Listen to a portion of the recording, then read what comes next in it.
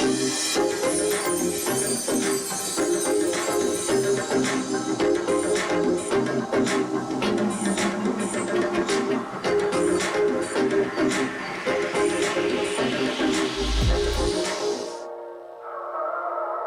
mic'd up with Mikie Mahtook. Got the boys in. I got Lloyd. We got J. Mitch. We got Jackie Boyd. He tried to jump up and he might have knocked it in. Good timing. Let's go. What a start to the Monday. I mean, I'm from Lafayette. My boys will come in and say, oh, God. So me and Joe on the ground. I got Joe in the headlock. And he's sitting there, he's punching me in the stomach, like, punching me. Here, is everyone sitting around? Who here thinks Ochinko can practice today after having 5 full beers? And he goes, Chad Jones, right? Chad's doing the team 6 minutes. For 7 minutes, right? Chad's like, no, man, I don't think Ochinko can practice today. And I was like, I look back, I'm like, Jesus Christ. I saw you there. You were more fucked up than me. On the spirit plane had some issues, I think. She was sleep farting. you heard her or you just thought it was her? I sat right next to her. I smelled it. Whoa. What was that? Time for the show.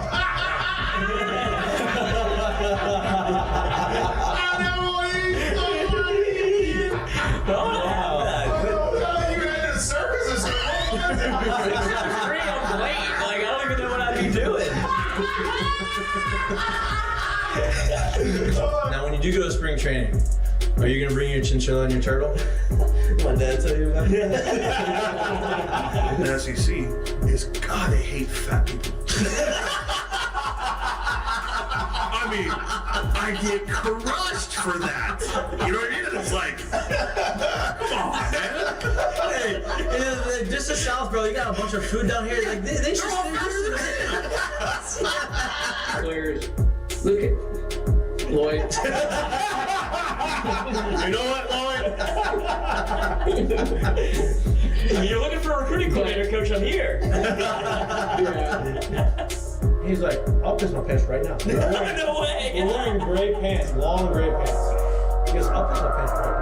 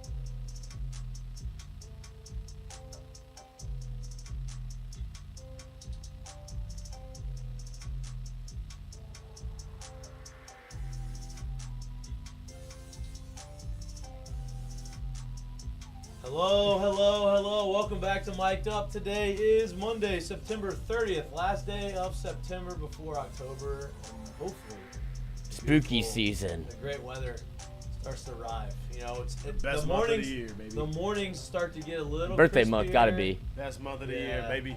They start to get a little Best sports crispier. month of the year, too. Middle of the week when football is not on, which is now only on 2 days of the week, you have another sport that is going to be playing at their highest level. That is postseason baseball. October, in my mind, is the greatest sports month of the year because playoff baseball is very unique, and obviously college and NFL football. We're right in the middle of it. It's SEC season, And it's the start of baseball, basketball football, season. and the start of basketball Yeah. season, which we eventually have some basketball conversations in here. But I watched my first baseball game today. You what? Watched my first baseball game. Major League Baseball game. Mm-hmm. The Braves. A minute. Braves have tried it. They tried to. But this is playoff baseball. That's That what I'm literally saying. I is was playoff locked baseball. in. Braves have to win to move on to get into the postseason. Wild game. Doubleheader. Major League Baseball kind of screwed this whole deal up, I believe. They probably should have, instead of canceling the game and having the home game, they probably should have just moved it to a neutral site so that they would all finish. The reason why you finish on Sunday is so you don't have this situation going on. Yeah, but you want home field advantage. You play all year for that. Look, they're getting in right now. The doubleheader, the only two teams playing. The season ended yesterday. Braves need to win one of the two games to make it to the postseason. The Mets needed to win one as well. They did that. The Mets beat the Braves for game one of this doubleheader. They are in the postseason. The Braves have to beat the Mets in game two. Lloyd seems to believe that the Mets celebrated, which it seems like they may have a little bit. I don't think they fully celebrated in between games. In my mind, if I were the Mets, I would want to knock the Braves out. They're in my division. I don't want to play them in the postseason. Nobody thought that the Mets were going to make the postseason probably 3 months into the season. They got hot. They rallied together. They made the postseason. But knocking a division rival who's been the top of your division for a while, knocking them out seems like it would be the move. But they did take their starters out, so who knows if that's what they're going to do. I believe the Braves are winning right now as we talk about this on the show. But postseason baseball starting this week, and I am very excited to watch it. There's a lot of storylines. There's a lot of superstar players that are in the in the playoffs. Obviously, Ohtani is Ohtani's last 9 games of the regular season were the most impressive things I think I've ever seen in my entire life. I think he hit 500. He went from, in 9 games, at this point in the season, he went from hitting 287 to 30 something. In 9 games with like 500 at bats. Shows you how impressive. He had 20 RBIs in 9 games. Unbelievably impressive season. First 50-50 guy in the history of baseball. Y'all said I can't pitch. Y'all didn't know I could run. Or hit. I mean, they I knew you could hit. That's so impressive. Like, all right, you take could this probably, away from honestly, me. if you Can't did- chip in on the mound this year, so what can I do to Do. make that up? Let's go 50-50. Let's do something that nobody's ever done. And I'm willing to bet that if you said, hey, you're not a pitcher, you could put him in center field and he'd be really good. I bet. I mean, yeah. Yeah, you could. I mean, what does it? You could give him a ping pong paddle, give him Fly. a golf club. Well, my point is, like, he's not just a DH. The only reason he DHs is because he pitches. You know what I mean? Like, he'd play on the... Anyway, special player. He's in the postseason. Also got away yes. with a lot of gambling. That's... Yeah. It's a conversation. Sure. That's something. All-time friend. That thing got quiet quick. Yeah, but, good you thing know, it got that's- quiet because we wouldn't have seen a 50-50. We wouldn't have seen a legendary season. Man was putting in bets in the pen. Hey, the guy who did it took the fall for it. Defer that money. Smart man. Somebody fell. It wasn't Smart. Ohtani, though. Yeah. Was not Ohtani. But he'll be in the postseason, obviously. Phillies are fire. Phillies seem like they're going to be the favorites. You have the Astros back in postseason baseball. Detroit Tigers hadn't been in the postseason in a long time. They are back in there, which they had almost less than a 1% chance of making the postseason in the middle of July. They actually were sellers, which means they didn't think they had a chance. So they traded everybody away. Some of these guys they could probably get some assets for. Then they got super hot, made the postseason, and really probably the best story of the postseason. So it should be interesting. But it's football season. I know everybody wants to talk about football. The postseason baseball hasn't started. We will talk about it as it goes on. This weekend was quite the football weekend. The headliner of the weekend was Georgia-Alabama. That did not disappoint. Some are saying it's the best game they've ever seen. Some are saying that Not that entertaining. it's not that entertaining. I thought it was very entertaining. 28-0 Alabama got out to a lead. If you're watching the LSU game, which LSU came out. Before I get to the Alabama-Georgia game, let's talk a little LSU. LSU has their most complete game of the season.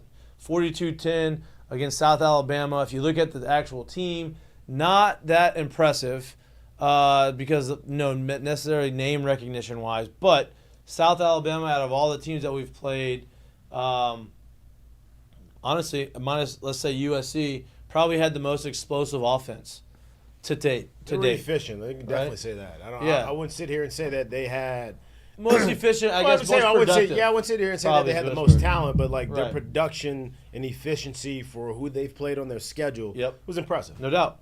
And So they were going to give a challenge to the defense. I think that's what everybody was excited for. I think the defense passed out with flying colors. They looked physical. They played really well. They stayed within themselves. They had their own responsibilities, didn't try to do too much, and kept an offense to 10 points, which we haven't done all year. So much better without Noah Perkins. Nicholls State, well, easy, okay. Nicholls State scored 21, right, against LSU. And so this team was supposed to – I would imagine this team is better than Nicholls State. They only scored 10. I think, to me, that was very impressive. The defense in the first half, we talked about fast starts, offensively and defensively. Could have a faster start than you had offensively this year. First play of the game, touchdown. Second play of the game, almost a touchdown. Pretty much a touchdown. Touchdown, basically. Same guy, if you weren't paying attention. Kalen DeBoer, freshman. No, he doesn't want to announce who the RB1 is. He started the game. Nice little tweet. He started the game. What? I saw your little tweet. Got a lot of traction. You like that? From the personal. You like that? Yeah. Yeah. Sure, fire them I'll off. shoot out there every now and then. But it seems like he doesn't want to name the Gotta RB1. work for mine. He started the season. He started the game as the first running back. Got the first play of the game. Second play. I think he has done enough to say, okay, all right, this is it. Good job. You did what you needed to do. You've proved us wrong, or you've proved us right, and maybe that's now it's your time to shine. Jared, we had a nice conversation off air. It's probably 1% of the players come in day one and start as a true freshman. 1% of the guys that come through the SEC. It's hard to do that from day one in this conference. And you have some bumps and bruises. You have some things you need to figure out. Obviously, the talent and explosiveness is there. He's the most explosive running back we have on our team, I think, by far. And, I think he's eased his way into it. I think Brian Kelly gave him some opportunity. He was the guy we needed at South Carolina, basically won the game for us with his spark and the way he ran the football. And then he does it again this past weekend. I think he solidified himself. That was great to see. Yeah, I mean, what he's been able to do since he's come in, to me, has been super impressive in the sense of when it's blocked up or when it's not blocked up, he's done a really good job of that first man making that man miss way more times than not. Even if you look at the actual touchdown, the first touchdown play of this past game, there also throws another block, but the safety coming down is the next guy that's supposed to be his. Runs right by him. That's his man. You have to make that man miss. He misses that man. He makes that man miss and hits his head on the goalpost. Like that's that's big time playing right there. And his ability to come in and do that and show that from literally the first time he's been out there and pretty much every time he touches the ball is what's going to keep him out there and continue to play. And I think the rest of the game is going to have to come along, but it hasn't been a sore spot, if you will. Yeah. But it's been impressive to see it, and you need that kind of impact. You need that kind of playmaker, and that he's been since he's gotten in the line. He's like really the only guy I think on our offense, maybe one of the only guys on our offense that every time he touches the ball, you feel like he can score. Right? Last year, every time Malik touched the ball, or Brian Thomas got the ball thrown to him, felt like they were going to score. Anytime Jaden got the ball in his hands, felt like he could score. This year, maybe you could say that a little bit too about, Zabien Thomas. Every time he touched the ball, he could get explosive and break it. Or, Aaron Anderson. But they haven't really shown, hey, let me take the ball 1 yard and go 99 yards, right, or 80 yards down the field. They haven't really shown that. The one guy who has shown it is Kalen DeBoer. And, to have a guy like that at the offense, doesn't matter if he has 10 carries for 15 yards, that 11th carry could go for 60. I would honestly rather see them keep him at that. Keep him at a lower. And the reason why I'm saying that is because now we can use Josh Williams. Now we can use Caleb Jackson as kind of the thunder and kind of start beating on people and leaning on people. And then now you're able to kind of put him in there as well and then make people miss. It becomes really explosive at that point. So I hope they keep mixing those other guys in, and I think they will, obviously. But I think that's it's cool to see that you actually have the home run hitter now too as well. So that's a big part of it. And I'm with you. And I think the way they utilized Josh Williams this past game was perfect. I think he was a perfect accent to what you wanted from Caden Durham. I think he thought he ran the ball really hard. He can do everything that Caden Durham can do except for take the top off the defense, right? He's going to be great in pass protection. He's going to be able to get some of those short yardage. He can catch the ball at the backfield fine. He does all those things to complement your offense. And I think the way they utilized him was great. I think the way they used Zabien Thomas in the run game, you're going to start to see that more. And I think Aaron Anderson has taken that next step in the sense of like, oh, okay, this guy is not only going to catch anything short, once he touches the ball, the first guy's not going to tackle him. And I think that's important to understand. And now they're utilizing him behind the second level of the defense, which is also pretty scary. And you're going to see, I think, more explosive plays for him as the season goes on. He's been very impressive. And Nuss, obviously, right? Nuss is playing his way into not being back here next year. Yep. He's making some elite NFL-style throws. I know everybody's going to say, oh, but he threw those 2 interceptions. So who cares? Got Yes, a little he did. big for his britches. He did. Listen, he was late Feeling on. it. He was late on one, behind on another. Like, it happens sometimes. Good thing it happened in the second half of South Alabama game in a blowout, right? But take those 2 throws out, he made some elite level throws in some windows that were almost non-existent, and he's been playing lights out. I mean, look, and to show a little, he can run a little bit. Nuss is about. Let's be honest. He's about one big win away from. Crown his ass. No, he's about one big win away from like a legit. Hey, I don't think he's coming back next year. And when I say big win, like it may not come in 2 weeks because let's just say Ole Miss goes out and does not play very well. Oh, they have to play South Carolina on the road. At South Carolina, let's just say You they saw don't that? go play well, and whether they win or not, let's just say they don't play very well. Maybe people don't look at that one as the game if he comes out and plays well against Ole Miss and they win in that game. But he's about one big win for people being like, wait, hold up. They got another one there. Yeah. And I think a lot of people here are starting to see it, but he's about this close to announcing himself to, I guess, the national media, if you will. But he's played lights out. He's gonna be underrated no longer, right? I think he's got the 3rd or 4th highest passing yards in the country. He's one of the leaders in touchdown passes in the country, and I think he showed this past weekend that You want some of these stats? You need him. Yes, you got some stat boy. I got some stat boy. Oh, here it is. If it's on the screen right now. Well, how'd that happen? Well, let me get there.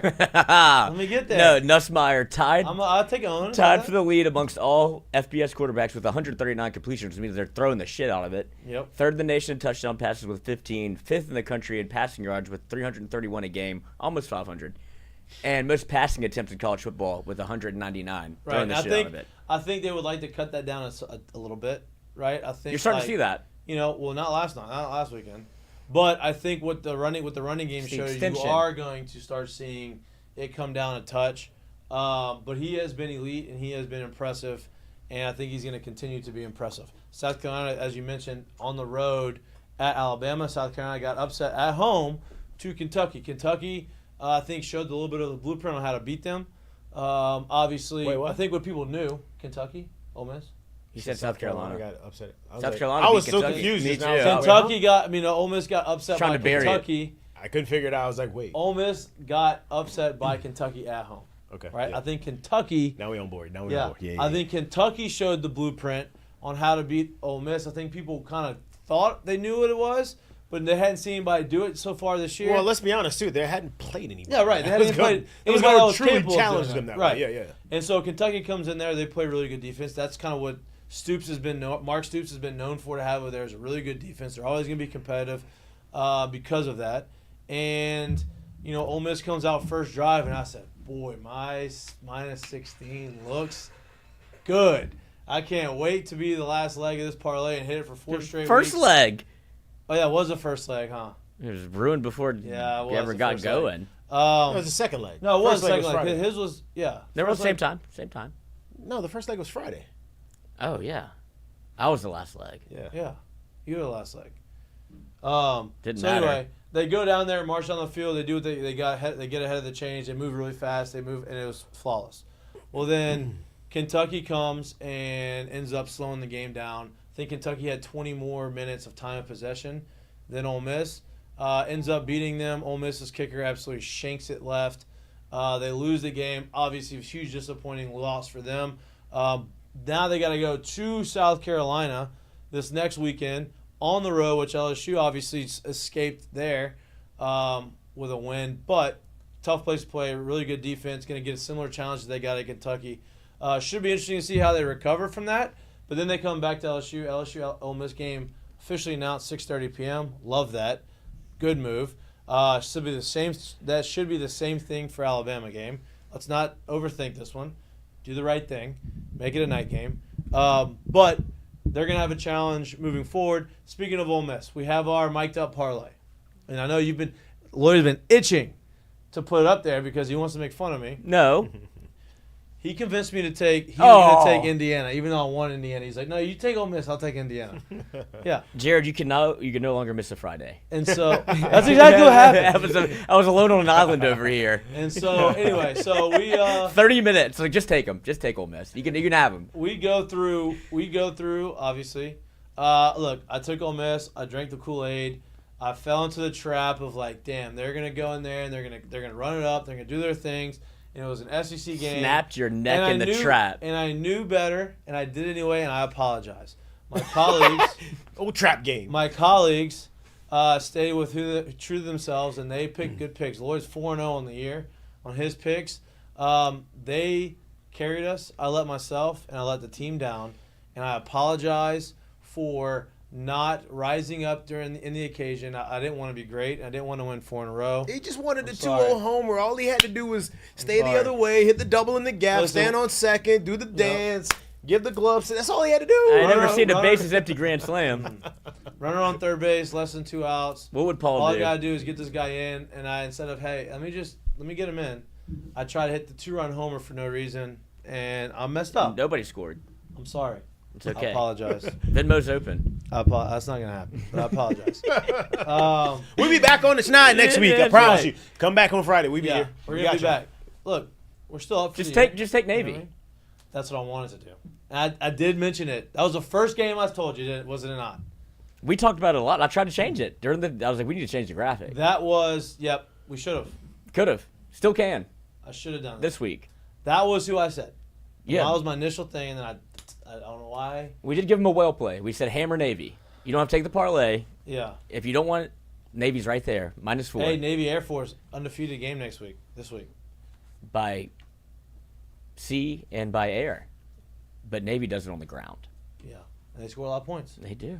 But yeah, anyway. Couldn't be more proud of my country. The last football game, obviously, that we wanted to talk about and mention, we're going to talk a lot about it, the Georgia-Alabama game.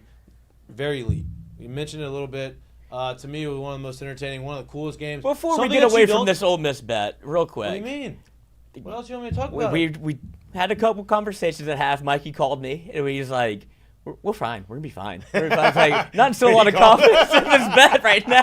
You called him at halftime. I was like, trying to talk this thing into going. Here's what happened, though. We're fine. We're fine. Here's That's not what I was calling about. I was just saying when you're going to tailgate, and he's like, oh, this is fine. They're going to be great. Can I say this? Fine. When they did score the touchdown, I was like, they are fine. I was like, 21 points, they are fine. They're not 21, they're up by 7. I was like, this is it. They're going to score, and they score right before the third quarter ended.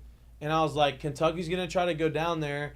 They're gonna have to try to play a game out of their style. They're gonna get a stop. Ole Miss is gonna score again, which is they've been doing. And then all of a sudden, Kentucky's really gonna try to do something. I think Ole Miss is gonna get a last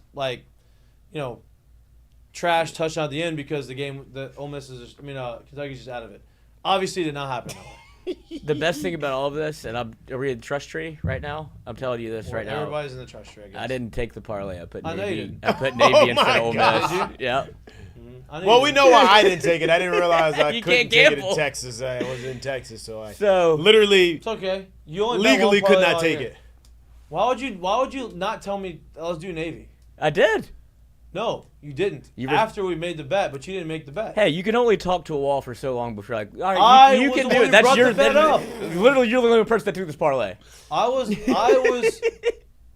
one who brought that bet up. And then it made its way all around the tailgate. He couldn't stop talking about it. Everybody knew, and I thought Where we were you going to at tell halftime anybody. for the game? Were you I was already at my okay? house. Oh, you was I at was the at my crib. house. He was covering up the TV. Okay. He put the cover on. For that game. Yeah, What's for that? that game. Yeah. Oh, I know exactly where you are. I was at the party box. No, you were covering up the TV at half. Oh no, I was on my way. Oh, okay. Because I was on my way. he had put curtains on the TV. He said it's over. It's done. They're fine. I was on my way. That's I was right. like, why don't you turn on that Navy game or Picked up Indiana I picked up my tequila from the gas in station? the gas station. $60. Worth every penny. Casamigos, I was. Anyway, back to Georgia. I apologize. I'm sorry. All good over here. I'm sorry. Account's luscious. So was mine. You think I lost a bunch of money on that? Like, no, I did not.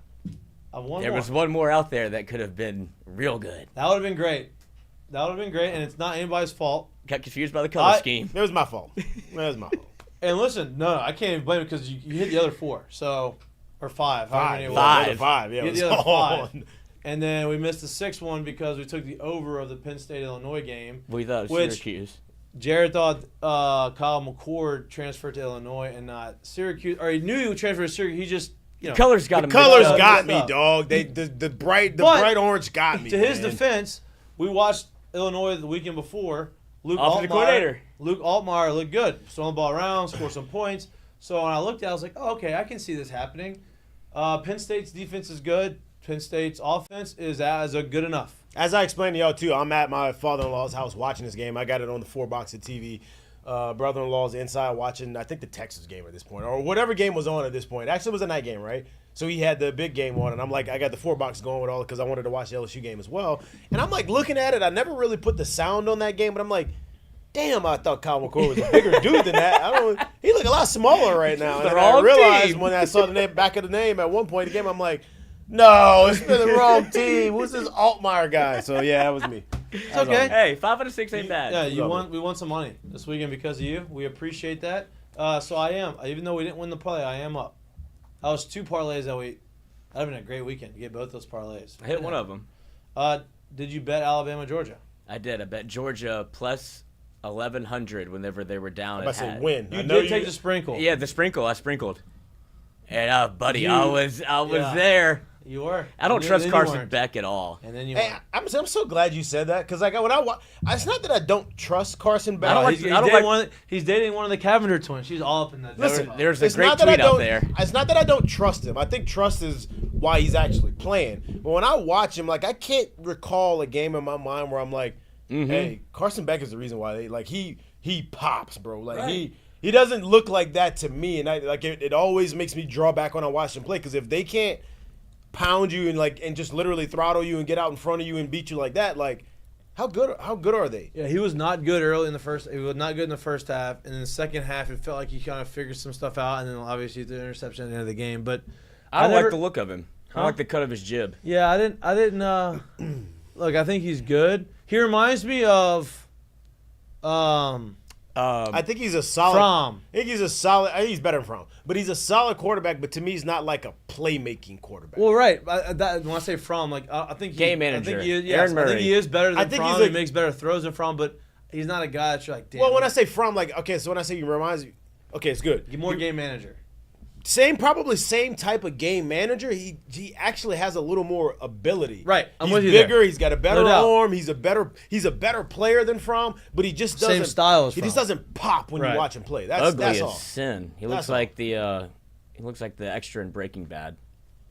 Skinny Pete. Yeah, but I mean, look, he made some throws. He got him back in the game. Him and the receivers. The receivers made some really nice plays. Not as many nice plays as the 17-year-old for Alabama, though.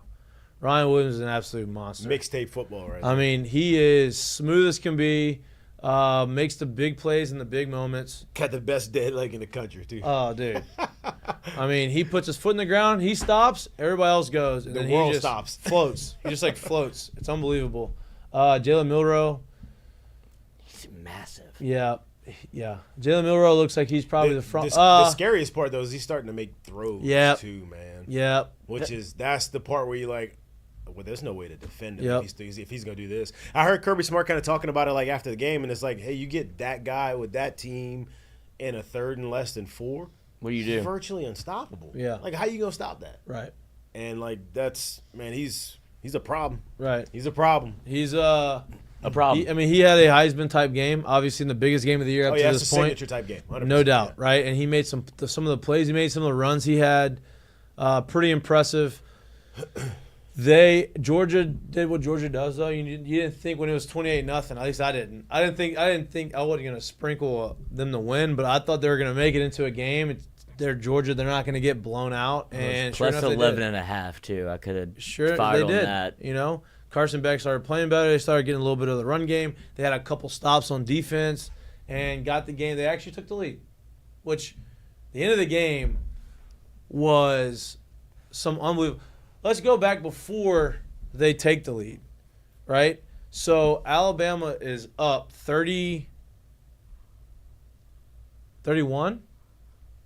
31. Yeah. They were up 28-0. Then they got the safety. Then they're up 30-7, and then they went up 33-7. or 30, whatever. They ended up having 33 points. So Alabama comes back, scores a touchdown, and then they're down 2 scores. They got to score 2 touchdowns. And I think they're down 22-33 or something crazy like that. And they go down the field in 17 seconds, it felt like. 3 plays, touchdown. Kick it deep, stop Alabama, 3 and out, get the ball back. Big play, touchdown with 2 minutes and 15 seconds left. You're like, holy shit, they came all the way back. Everybody's going nuts. First play. First play, Jalen Milroe to our boy. When they went down the 17 or whatever seconds, and then they had the drive against, or Alabama had that drive that they got stopped on, I was so surprised that they did not bleed any clock. Right, me the too. way they played it. Even that third down play they had, they snapped the ball with 20, I want to say 19 or 20 seconds still left on the play clock. Like, they didn't do any of that. And obviously, it worked to their advantage because there was time on the clock for them to kind of go back with. Not like they really needed it. They scored in one play. But I was surprised because I was like, well, why are we not trying to run this clock right here? And then, it almost came back to bite him in the ass right there. Yeah. I was a little, like, whenever Rod Williams makes that catch, I was like, let him score. If you're Georgia, because, like, get the ball back. Because because you're hot, right? Like, you're making the throws. Like, it eliminated no clock, like you're saying. And it's like, just get the ball back, and now you can go down and win the game. You know what was wild? Like, Georgia from, like, the early fourth quarter, third quarter, knew they had to go for it on 4th downs. Like, anytime they got close to the 50-yard line, I think they converted like 6 4th down conversions. Yeah, 5 for 5. They were 5 of 5. Yeah, right? That also helps. Ever heard of that? That also helps you in these games. I don't think people realize that too. I They think did a in a lot way of different way. When you got 2 teams that are equally as talented in these situations, a lot of what Alabama did in the second half is, I mean, let's be honest, like, we don't want to, like, we'd love to stuff the run, but maybe we don't need to be sending 7 on run blitz because if we let it pop, they get back into the game closer. So you really want to, like, keep everything in front of you. So a lot of what you end up doing when you have that kind of a lead is you play to not give up big plays, which then allows you to let teams kind of matriculate the ball down the field. And a lot of that was played that way. And I think when you put 2 equal squads together, it ends up kind of becoming a game because, like you said, Georgia the entire second half knew we have 4 downs every time we touch the ball. We don't have 3. We got 4. So when they were making these 3rd down plays, whether it's 3rd and 4, 3rd and 7, 3rd and 12, they're playing to get closer, knowing that we got another play if we don't get it right here. And that honestly, when you play it that way, and they're playing to not make the big mistake, it does play in your favor. Yeah. It gives you more room. It gives you more space. You can take more chances because they're not taking the chances. So I can't say I didn't think it was going to get back as close as it did. But I'm not surprised that Georgia started looking like a better team, or what you thought you would see from them kind of in the start. No doubt. And they had the ability to go down. They drove all the way down at the end of the game, and you thought you felt like they were going to score to win the game.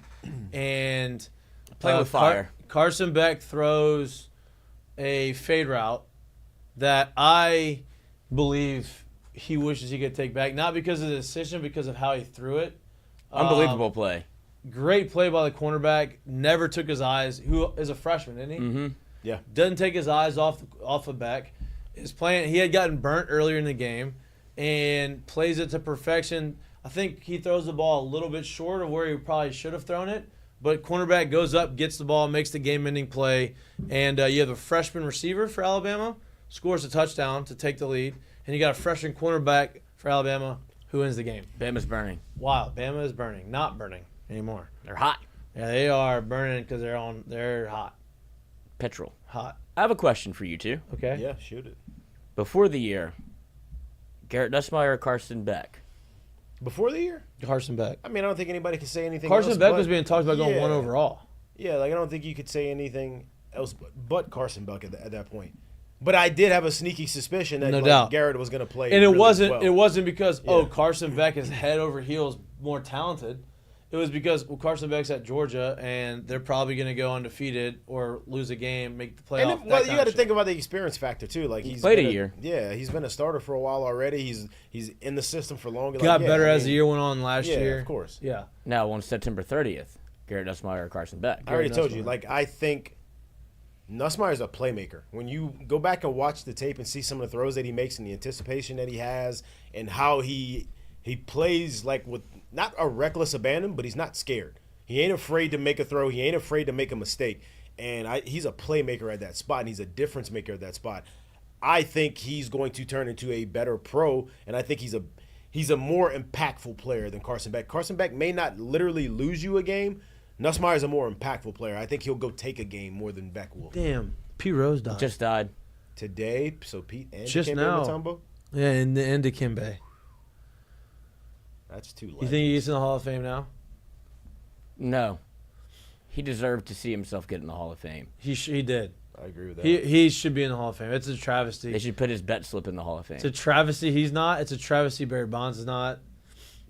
Is that sad? Are you sad? that Pete Rose died? Yeah, I mean I didn't know him, but like, I mean he's a guy. He's, Johnny Hustle, dude. Like Charlie Hustle. Johnny Hustle. Spit on his grave. Charlie Hustle. Like it's Legend of the game. yeah, I mean, has one of the craziest scandals of all of any person in baseball history. Also, one of the greatest hitters in baseball history. So it's I think he should be in it. That's tough. That's a tough loss for the baseball world.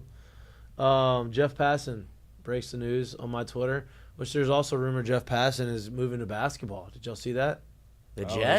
He's trying to take over Woj's spot? Woj. Wow. That was the conversation. I thought I made sure that I wasn't, and I may still have gotten duped. Tell you what. I try to go after the thing and make sure I did get duped, but I don't think so. If that happens, baseball's once again missing. Like, hey, wow, we just had our youngest and most connected. I won't say connected. Most Trusted.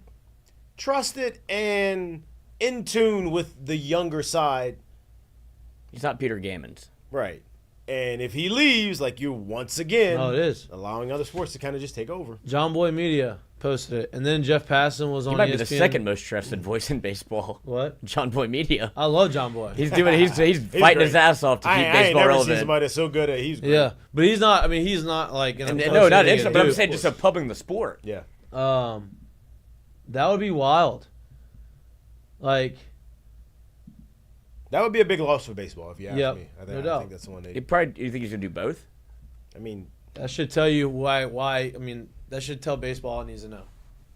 Giants made a good move though, making Buster Posey director of baseball operations. So basically, their GM, president of baseball operations. It's nice to have a baseball guy making baseball decisions, right? Using the analytics, but understanding baseball. I think that's a good move.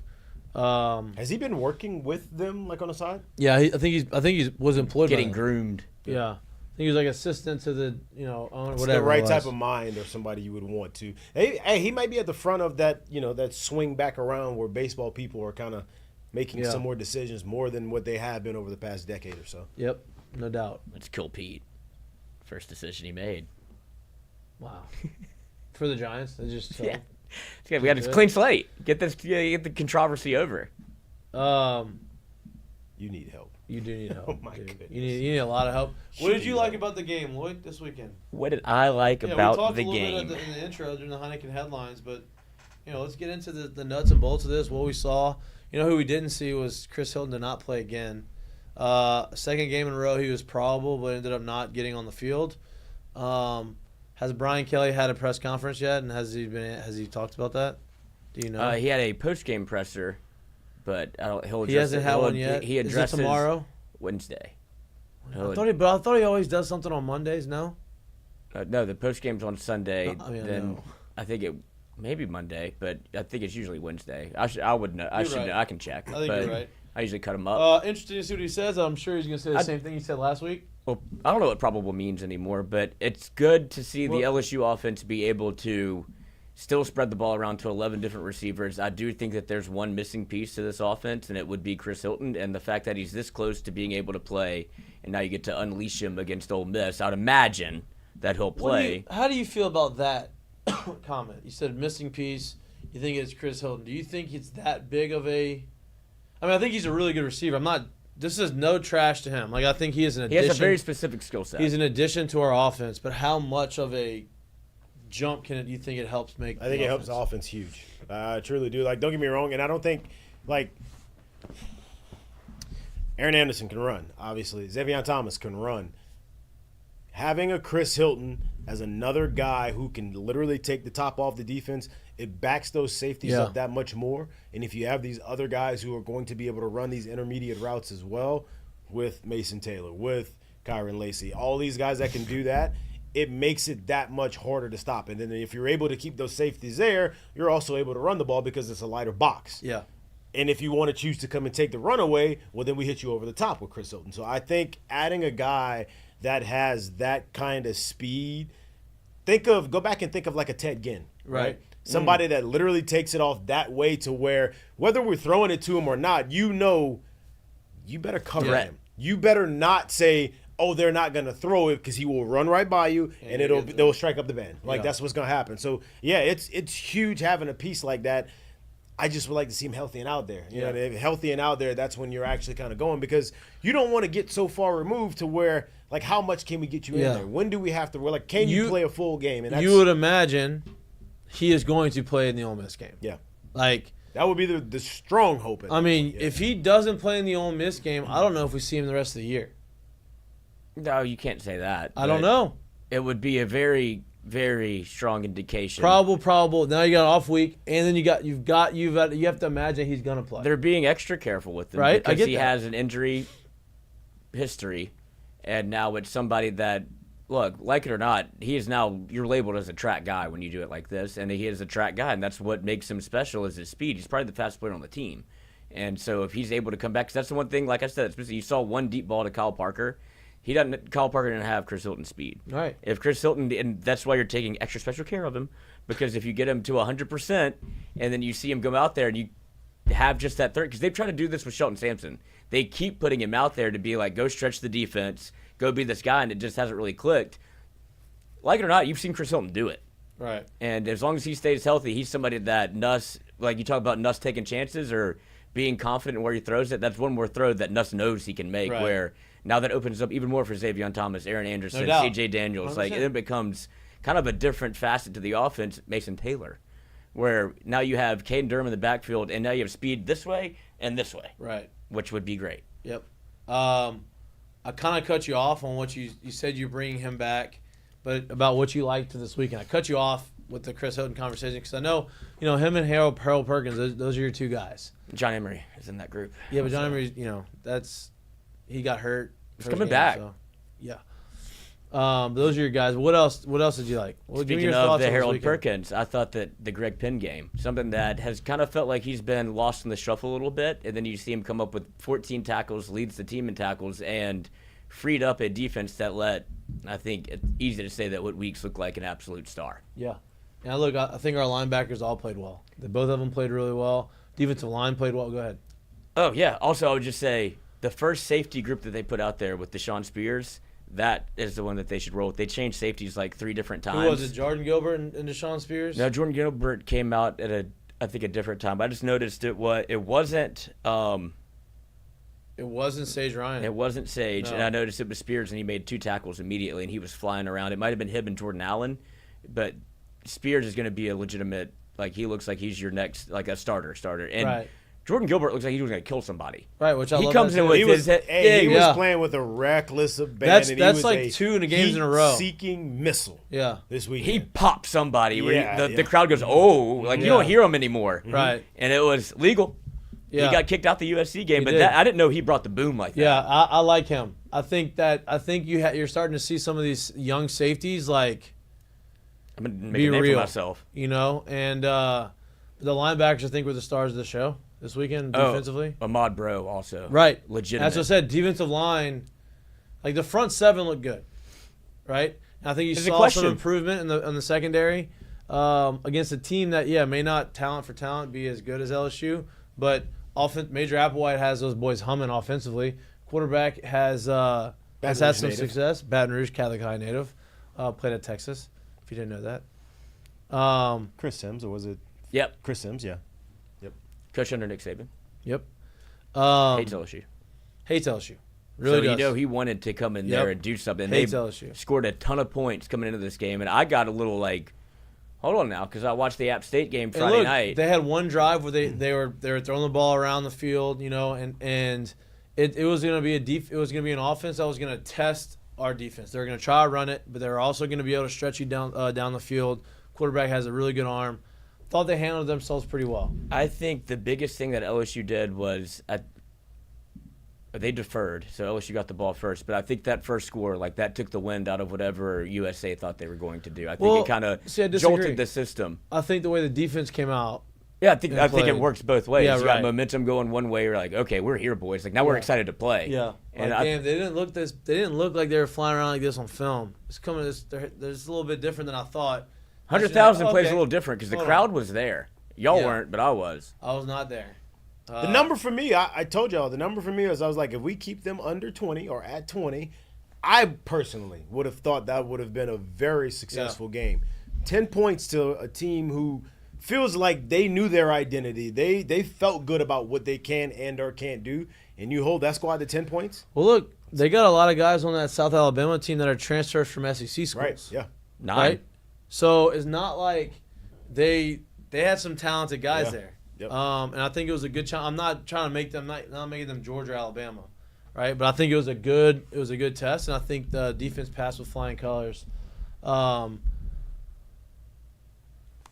the kind of game you needed to have going into a bye week, get ready to play what will be to date your biggest game of the season. That's what you kind of wanted to see them go in, and able to do it in a way too that I might add that was fairly healthy. So that's also pretty impressive too. Yeah, Caden Durham went out banged up foot. Seems like he's going to be okay.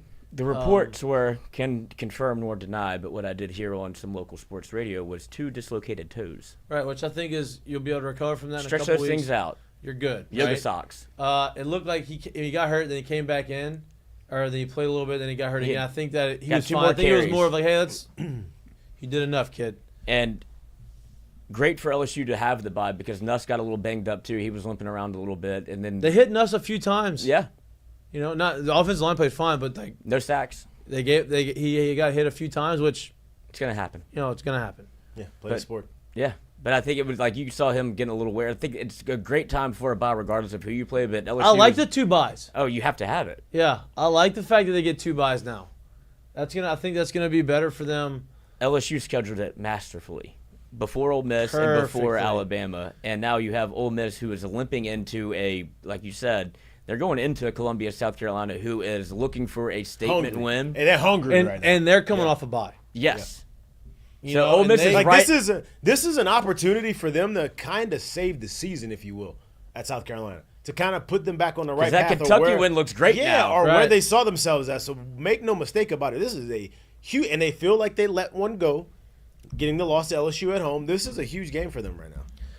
And for what Ole Miss struggled with against Kentucky, South Carolina does the same thing. South Carolina does the same thing, except South Carolina is going to do some other things special teams-wise to put a little bit more pressure on you, right? Like, Beamer ball. You start struggling and we get you deep in your own end zone, and you're trying to punt. You never like the block punt could be coming here, a return could be coming there. Like you got a lot more to think about, and I think South Carolina this is going to be a challenge for them, and it's their first legitimate. Oh God. I mean, look, their first legitimate away game. Like they went to Wake, but this is their first. South Carolina's 3-1. We saw all of it, right? Like they're 3-1. The one is probably they would tell you they should have won. Oh, they're still talking about it on Twitter. Right? It's unbelievable. The refs didn't lose the game for you. Like easy. Spotted you 17, guys. Yeah, easy. You're up 17-0, dude. And you missed a kick to win. And you missed a kick to win it. Relax. No, tie it. But they got they have to go win. It doesn't really matter. You missed overtime at home. You missed it. You missed it. They got to play Ole Miss. And Lenore Sellers is back. And he's back, right? So it's going to be a tough matchup for them. I'd imagine that Ole Miss is going to line comes out weird. Don't even do it. Do it. Double down. No. I'm putting in the parlay. My pick right now, Ole Miss. At 10? Yeah. No, I'm kidding. I'm not even coming close to that. But that's a weird line. Like, why would that line come out at -10? Or -10. But maybe it was similar to the Colorado 98 line. degrees. Maybe it was similar to the Colorado was -14. We felt like that. Oh, they must know something. Maybe they were trying to trick us. And Colorado beat the dog. Didn't take the cheese. UCF. There's a couple teams that I'll look at. UCF's favored against Florida. At Florida. Shows you what they What's think Florida about. State's line? Do they finally I have a don't care bye? about Florida State. Because Anyway, they back to got South their Carolina. shit kicked in again. And back to the Ole Miss. But you saw, what's the phrase, style makes fights? Like, styles make fights. You saw Kentucky take a different style to Ole Miss, and that is the blueprint of how you have to beat them. I don't know if LSU can play that way. With Caden Durham, maybe. I'll say it again. I don't think they have to play that way. Yeah. I truly don't. Like, if you're going to show me that you can be tough on first down against this Ole Miss team and you put them into long situations, I think you're fine. Look, LSU is showing the ability to score and score at an abundant rate. Like, they don't need to sit here and say, hey, we need to keep you off the field to beat you. They don't have to do that. And they're showing that they can get after the quarterback. So if you get ahead on first down and you get them behind the chains and you make them a little bit more predictable about throwing the football, I like our chance of getting to Jackson Dart and forcing turnovers that way. That's just right? Look, at the end of the day, like, that's Kentucky's style of game. That's the same thing they did to Georgia when they played them at home and almost won that game. That's just how they play. I don't necessarily think that that's how you have to beat them. I think what they were able to do against Georgia let them know that they can play with anyone in the league. So they didn't feel like they needed to go change their way of playing. They didn't feel like what they do is not good enough. They were able to go in there and play their style of game and punched Ole Miss in the mouth. And Ole Miss didn't really know how to react because they haven't had anybody that's punched them in the mouth for a month of the season already. You play 4 jamborees. Right. Well, Exactly. and Ole Miss goes out there with a perfect drive, and then Kentucky doesn't flinch, and then Kentucky keeps coming at you, and you're like, whoa. Exactly. We don't know what this You're is. supposed to go away by now. Right? When I think about somebody who you need to be able to run the ball like that and possess the ball like that, usually that means that you can't score well on offense. That's not this LSU team. So I personally don't think, no, they have to go and take Kentucky's blueprint to be able to beat them. But what you do have to do is you have to get them behind the sticks. You allow them to kind of do what they want as fast as they play, and you kind of keep the playbook wide open for them because they're able to stay ahead of the sticks. Yeah, you're going to be in trouble because they are very talented. Right. You keep them behind the sticks, you got a very good chance of beating that Ole Miss team. Yeah, and look, they, there's something to be said about a team that goes out there. I'm not saying LSU ever looked at it and was like, oh, man, we're not going to be able to beat them. I think a lot of people, fan-wise, was looking at the way Ole Miss was putting up points, and the hype they had coming into the season was like, man, there's no way we can stop with it. Now you see something happen, you're like, wait a minute. Oh, it looks like we could hang with them, and kind of gives a little bit more confidence in the room. I think that Ole Miss is better than what they played, but they showed you that there's a ways to stop them. They're not this invincible monster. I mean, remember, was it a year ago, 2 years ago, they came in here undefeated with that same kind of feel and got blown out the gym in the second half and then lost 4 straight games after. Like, they have not shown the ability yet. And that's kind of where Lane Kiffin's been, to get into that big game and become that aggressor, become that dominant one, become the one that people expect to come out on top of that game. They didn't do it in this game. Now that stigma's going to follow them into the rest of this year right now. And as much as people gave LSU scheduling like a bit of flack for not scheduling like non-conference opponents and playing a little bit of tougher games, whether it be UCLA or not, that's still a Power 4 opponent. USC starts the year. You kind of got ready for a game against South Carolina where you get punched in the mouth like, okay, we've been here before. Right. It's Ole Miss was not there yet. You were battle tested. Yeah. Right? Ole Miss was not. Ole Miss, they learned a valuable lesson. Look, now they have another tough test, right? Your first test is against Kentucky, which then you got to go at South Carolina, at LSU, right? And so I don't care who you're playing. Any time you play on the road, it's tough. And 3 straight conference games, but they're in a that is tough what spot. I'll wonder if you see the Kentucky version of Ole Miss. That's the worst version of them, where they play at South Carolina, and then by the time they get to LSU, they showed the I won't worst say version. we won't know if it's the worst version of them, but when you play a physical game against Kentucky and you lose it that way, you're going to go play a pretty physical game against South Carolina. Being the 3rd week in a row where you're playing that kind of team, it's not going to make it easy for them, I can tell you that. And then you'll have to do it on the road at night in Baton Rouge in Death Valley. That's not going to make it easy for them. I like LSU's everybody's listening to this like, of course you motherfuckers are talking about this after you beat South Alabama. But like, it was a complete. I like LSU's chances, right? I think before this weekend happened, and if Ole Miss would have beaten Kentucky by 4 touchdowns, right, blew them out, we would have hit the parlay. But had they done that, I think everybody would feel the same way they felt before this week. But then you see something, it kind of falters. LSU's probably gonna be what, double digit? No, they wouldn't have been double digit. They probably would have been 7-point dogs. It'd have been 3.5. I bet you it'd been 7-point dogs. At home? To Ole Miss, yeah. No. I bet. No. It'd been maybe 4.5 at the most. You think? Yes. They don't do that. But LSU's gonna be a favorite.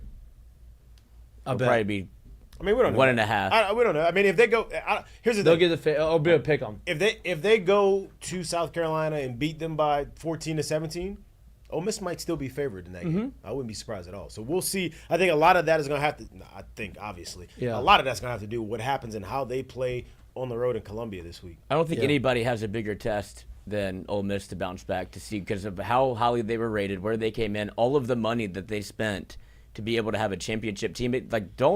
You can say off-season narratives are off-season narratives, but that was the story. Ole Miss set up for this year to be a championship Right. team because next year, what are you going to do? You're going to look Right. like that's what Florida State did last year. It's hard to reload in the portal and hit. They reloaded in the portal and hit. Now you have to be able to capitalize because next year ain't going to be the same thing. Right. Jackson Yeah, Dart ain't coming back. Yeah. Yeah, you have a brand new starting quarterback. Walter Nolan's leaving. Yeah, I mean They loaded up for this year. This was their time to do it, and look, they're not out It's not of it. over. No doubt, it's still going to be an unbelievable. It's still going to be. This just is as their big of a time. game. Yeah, this was their time to get over the hump in terms of flash in the pan year every 2 to 3 every year. Every 3 to 4 years or whatever, and turn it into, hey, you can make this a machine if you can really go. But if you don't go this year, it becomes all right. Well, they're not that for real. They're not that serious. It's Ole Miss again. Yeah, That's the narrative exactly. around Ole Miss. Yeah. But that's why they loaded up and with the expanded playoff, because now it looks like Alabama's the number 1 team in the country. Texas is the number 2 team in the country, or 3. I Right. think Ohio State's 2. But still, those are 2 spots. No, I that- think Texas too. and And then the AP came out today, right? and for Georgia, who was number 1 in the country, or 2 in the country, now they. Welcome to the SEC, boys. It's not the Well, SEC East schedule that you used to play. I'm glad you said that. Georgia loses to Alabama at Alabama. They got to go to Texas, to Ole Miss. They get Tennessee at home. That's the toughest schedule they've They had. played in a Texas long and time. Tennessee ever. Right. And I'm not saying they're going to go and lose those games, but this is the first year that you look at Georgia and you're like, wait a minute. There's a chance. I can see 2-3 losses potentially there. I'm not saying they're going to lose 3, but there's another loss potentially. And if they run that table, they absolutely Good deserve on to you. be a top 4 team. I'll be honest with you. If they only lose one more of that game, I wouldn't be surprised. No if they're doubt. still a part No of it. doubt. Right? You're looking at a team that's lost 2 games, I think, in their last 50-plus ball games, and you're going to lose 2 in a schedule that's like that. We are now into a new era, a new time. Yep. You're going to see teams with losses in the playoffs and teams with losses going deep into the season. That's just what it is at this point. So you can kind of go ahead and train your mind and train your eyes for that because that's where we're at now. Tennessee's 4th, by the way. So SC's got 3 of the top 4 teams. Is it Ohio State? Yeah. Ohio State's 3. Where's Oregon? 5? I don't know. They won. They finally looked a little bit impressive. I don't know what the top 25 is. But I was just looking at the rankings. Here you go. Alabama 1, Texas 2, Ohio State 3, Tennessee 4, Georgia's 5. Fair. Okay, Oregon 6, Penn State 7, Ugh. Miami 8, Missouri 9. We need to talk about that game. Yeah, we do. Missouri 9, I missed Michigan that one. 10, USC 11, Ole Miss 12, LSU 13. So LSU's creeping their way back up. They wanted that top 10 matchup too. I wanted LSU, Ole Miss to win. I wanted them to come in riding high. But yeah, the Miami game, pretty wild. What? Rarely have I seen a play go to review 2 times. A play on the field, called the touchdown, look at it, make an announcement. Here, what do you think? Do you think it was a touchdown? Because you called it. Nope. That's No. how you have to rule. I know, but let's just say it wasn't. Whatever they called on the field should have stood. If they would have called it Okay, incomplete. so that's my point. Like you just couldn't tell one way or the other. No, then they come out with this fucking bull jockey that he was out of bounds, so when he touched the play, it's dead. It's dead in the end zone whenever you catch it. That's when the play ends. So if you called it a catch on the field when he's down, but I think I agree. It's very hard to overrule that. I think Big ACC called for that second time and said, look, this is our best chance to get a team in. We got Clemson, we got Miami. We're going to see them both play, and we'll get a team into the playoff. Well, they're going to get one in. It's the best chance I know, to get but two in. yes, that's what I'm saying. Like they wanted – we're going to lose to Virginia Tech. And they probably wanted them, the refs to get out of there in one piece, too, as well. It was wild. They would have – refs would not have made it out. I do think that has to be one of the most electric things you can do as a – like just being a person and like to be the official at a home game and be like – touchdown game. Like, we're out of here. Like, I say I don't have much sympathy for him, but I can only imagine what that situation would have been like if they called a touchdown game and tried to, get a nice little crisp jog off the field. I mean, that was a wild game. That was the that was your Cam Ward game. You got Cam Ward good and bad that game. I mean, he ended up having more good than bad, but in a win too, so it kind of tells you where that team is right now. Right. They got a chance. They're gonna give somebody fits. They got a chance when they get in if they get into the playoffs. He finally had to try. Make some noise. Yeah. And Cam Ward was no longer jogging around the football field looking like he was at 7-on-7 camp. Still special though. Yes. And, well, this is very much reminds me of Mario Cristobal. Reminds me of Ed Orgeron, just a different polo. And he's got his Joe Burrow for his we got to go get a quarterback because he was. Don't forget that Cam Ward put his name into the draft, and then the next 2 days. Like, wait, no, I'm going to Miami. It's like, I wonder how that happened. Right. We got to pay to play because Cristobal's name was on the hot seat. And I was like, you never liked him. No, he's the loon. What do you mean you don't believe in kneeling the football? We're not in 5th grade. I mean, let's kneel this thing out and go home. It sounds like you in college 25. I was about to say, like, I'm kneeling and get the hell out of here. I'll kneel it in varsity. The dogfight. But yeah, I was Speaking of hot seats. What? Norvell? No. I think he's fine. Dion over there, looming. Norvell, Son leaves. You think he's there for another year? I think he's fine for at least one more, unless literally you just don't get off and you just continue to lose. But Nick Saban talked about it on College Game Day, where like, hey, if you get the wrong group of transfers, then you're stuck with a bag of shit, basically, and that's kind of where they're at. And that's what happens in the world of stuffing, not supplementing your squad, but literally rounding out and making your squad full of transfers. Is when things start to go wrong, and like in football, we talked about this before on this show, like 2-3 weeks of going wrong and people start looking around and pointing fingers. It ain't baseball where you lose 2 games and it's still straight ahead and business as usual. You lose 2 football games and people are now starting to accept phone calls and, hey, who's this different area code texting me? And, man, my ankle's a little sore. Let's make sure I get out of here healthy this year. Like that becomes a thing in football. So it's you get him, you get rid of him, you get rid of those recruits. But what you're also going to do is you bring in another coach, he's going to have to bring another batch of transfers as well. So you're, at least for another year, you're still stuck in the same shitstorm a little bit. So I would imagine he's safe for one more year, because what you don't want is to really just reset that again right now. We'll see. Because I don't know how well they're recruiting, because they did this last year where they hit in the portal and went 15-0 and didn't make a playoff. But the only reason I think it could be this year is because, like I said, Dion, Florida State, I would imagine that conversation is happening, where this might be your chance to get him if you want him, because he's going to leave Colorado eventually. Now with when Sanders leaves and Travis Hunter leaves, this is the perfect time for him to jump ship. Here's the question though, if you really want him and it doesn't go well, and let's say next, because if it continues to go kind of like it's going right now, and Norvell and that Florida State team loses 5 to 6 games, whatever it is, they're already at 3 or 4 right now, right? 4. 1-4. They're already at 4 right now. So they lose 5 to 6 ball games. This will be his second time, realistically, kind of being on the hot seat, and I would expect that he would make it through this one. So I guess my point to it is if he's on a hot seat going into next year, I think Dion's still on the table at that point for them, right? Unless he goes out and has another 15-0 season, and then maybe you don't get what a wild career track. What a wild career he's had at Florida State. Who, Norvell? Yeah. Yeah, he's about to get fired before he went 15-0. No. Fired. Then they had the year before 15-0. They won 10. When they won 10 or 11. And then they went 15-0, and I was like, oh my God, maybe he is. Built it up. And then he brings in Uwe Gui, who thinks he's going to be the guy to steady the ship till the next year. Just don't be terrible. He has been awful. Uwe Gui. And they lost everybody.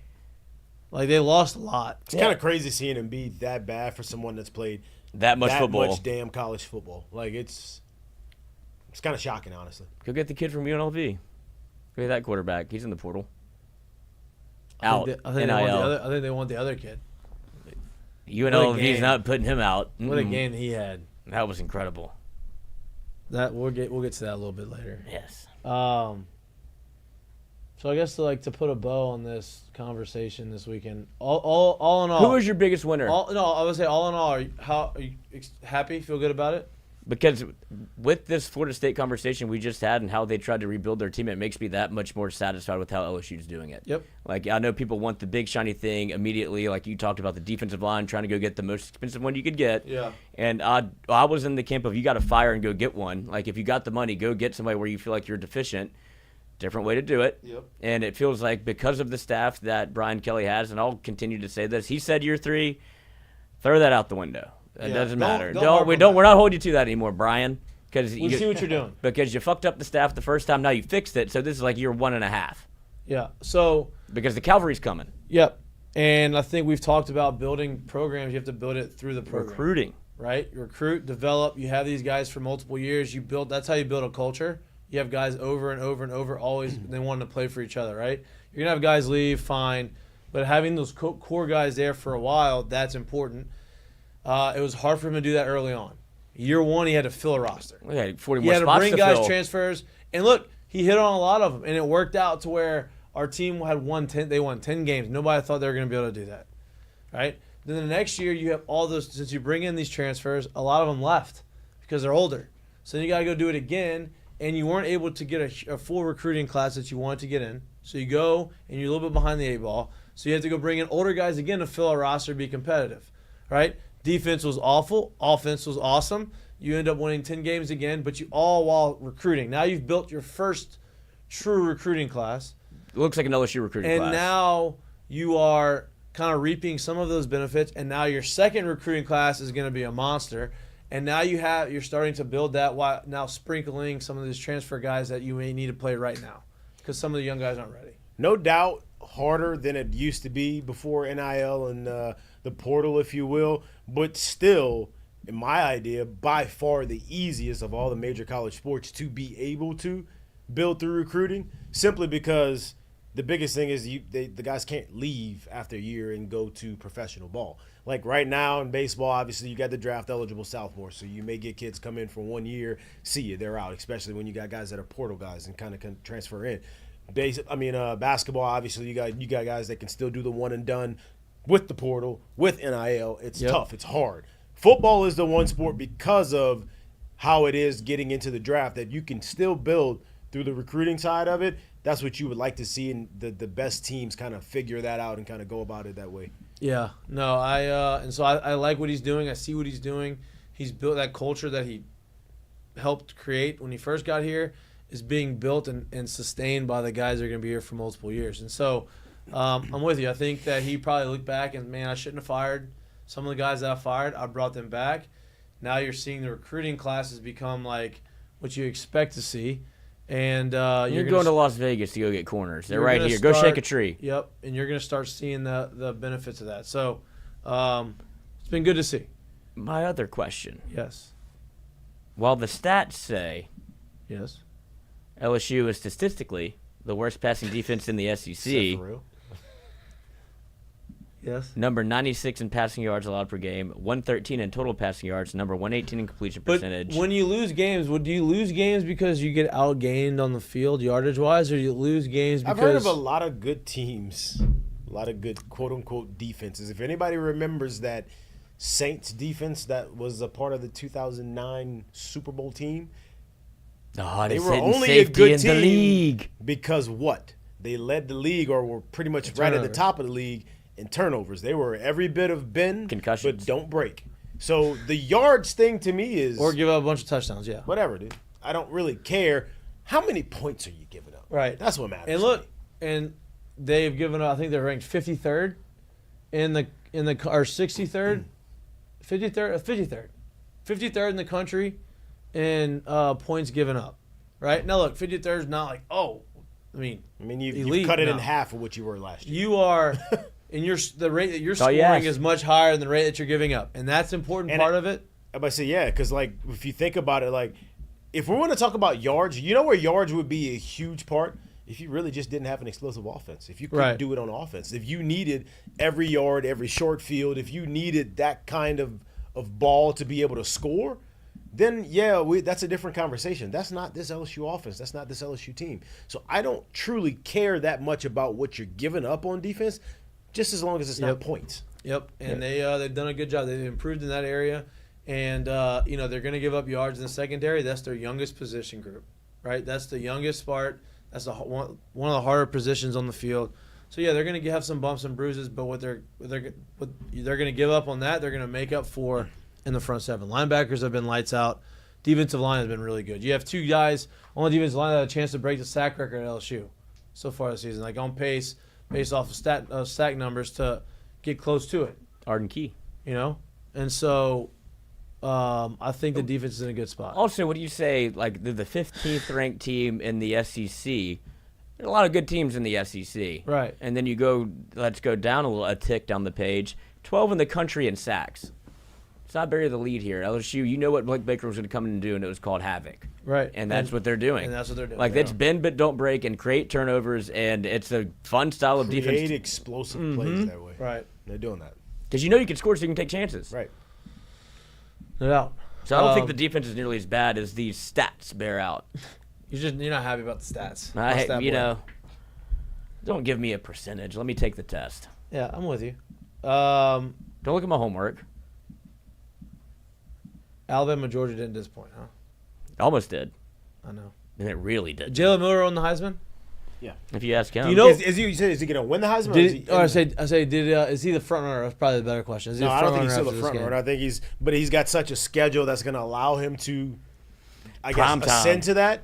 The guy that's the front runner, in my I'm with you on opinion, this. right now is the guy that's playing more damn plays than anybody I'm else. with you on that. He's an impact player on both sides of the ball, and we may see a Heisman winner on a team that might have maybe 4 losses, maybe more losses than 4 and look, at the end of the year. He's so good. This weekend he scored a touchdown and an interception in a game. Again, I had a conversation with someone. What's y'all take on this? What does he play at the next level? I know. What side of the ball does he play on? Now that you get paid as well as you do at wide receiver, I think the wide receiver. But you get paid a position- lot in second. I know, but cornerback. wide receiver. No, you get paid more. You get paid more as a wide receiver. The top of the market of the wide receiver spot, I think, is probably somewhere between like $4 and $6 million difference. Yeah. Compared to the top DB. Do you think? He ain't playing both sides. No. Okay, that's monetarily. What position do you think? And maybe there's not a position. Maybe he's going to excel equally at both positions. But which one do you think he'll be better at in the NFL?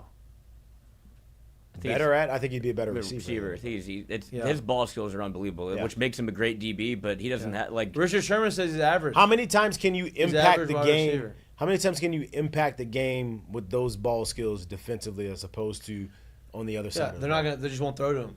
Which is impacting the game in a sense. Right, but you're not scoring touchdowns or Malik Neighbors gets thrown the ball 20 times a game. Right. They're going to get him killed. Yeah. Oh, they almost did. He did it himself.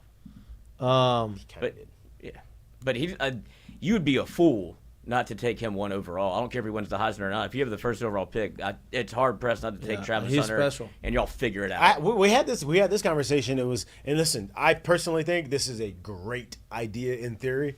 I just don't think it's very practical. But we had the idea or the thought of, you draft him, you have him. He's obviously available to play both sides, and now you play the majority of the plays week to week by wherever we may need you most against this team. I'm like, damn, that sounds great. But you know what also happens? It doesn't sound great when you're in your contract year and you're trying to figure out putting up stats while also being a team guy. You get to the end of the year and they're like, hey, yeah, but you saw that with Debo a little bit. That's exactly my point. You only have 50 catches and you only played this, so are you at the top of the market? We don't know. That's what happened to you. I was like, it would never work practically. But yeah, it sounds great. Yeah. It sounds awesome. I can do it. I won't, awesome. though. Right. Yeah, it just won't happen that way. Give me that Shohei money if I do. Right. Exactly. So I think you put him at receiver, man. I think somebody that's that damn good at either high pointing the ball or actually making the play on the ball and being that impactful with the ball in his hands, you can't not have the ball in his hands at some point, in my opinion. Do you think I completely whoever agree. drafts Harold moves him to offense? No, I don't. Maybe safety. But this If that happens and he's it actually an all-pro, might. I'm going to kill myself. You know what? I'm gonna be honest with you. It won't happen at the very beginning of his career, but it might be better. The league's doing with this whole too high stuff, and everybody's doing it, and everybody's making you play dink and dunk. What's gonna happen next? We're gonna start stuffing it back in everybody's stomach and making you run that thing 35 times a game. Get paid. So maybe at that point we can start moving Harold back to the safety spot and say, hey, now we can back insert you into the box and you can come play some football right here. Cover one robber. That's what everybody's running. Two high, robber. Maybe. You know, who knows? We'll see. LSU didn't do it. We will see. God damn it. Saints don't do it either. Apparently. Well, Tyrann Matthew got hurt. That's the They Everybody's play hurt. without Tyron. They play without DeMario Everybody's Davis. hurt. They play without a lot of people. Everybody's hurt. So on game day, everybody talks about Saban. Like, man, Saban really loves LSU. Really loves LSU. Always talks about LSU. He really does always make like certain comments. That he doesn't have to make. Are you about to, do you know what I'm about to say? Yeah, but that he doesn't have to make. So the comment was they're talking about the Alabama Georgia game, and he goes, "I tell you what, like, When I was at LSU. no." He goes, Alabama's got to go to LSU. He goes, if I were LSU, I would want Alabama to win this game because Georgia's got a tougher schedule down the road than Alabama does, and now all of a sudden you go and if you end up slipping up or maybe beating Alabama, you have a chance to go out and have one loss in the Style, brother. Yeah. Yep. So he was always trying to figure out a way, like, if I was LSU fans, I'd want Alabama to win. If- Finds a way, both teams. If you're an Alabama fan and you hear him talk about LSU the way he does, like, you need to lose that number. Like, stop talking about her like that. She's just a friend. Yeah. They were just the benefits of what never was supposed to happen. She's just a friend. Wait, yeah, you still talk to her, huh? Facebook? How did you know? How do you know where she's at? You say it I in don't public. know. I don't know anything. Goodness. Oh, man. Still got it, huh? Still what? Still got it. Still got it. But I thought that was interesting. I listened to him. I was like, wait, like, why? He's done it every time. Yeah, you didn't have every to say game that. day, he said something You about didn't have LSU. to say that. I told you it was going to be. I thought he was going to be the guest picker. I was one away. It was just the wife, And Miss Terry. Miss Terry. The one who runs the whole thing. Yeah. Which is incredible if you think about it. Miss The Terry was power. The guest Hey, picker. she was great. She was good. She was She great did do on well. it. That picture is going to live on forever. Which one? Of them, it's Saban, Miss McAfee. Terry holding hands, and Pat McAfee's doing something, and then you just have Lee Corso with the head on, and he's got Weekend with Bernie's. He got lost in the sauce I will tell you one this. I time, do and it feel was like awesome. you could.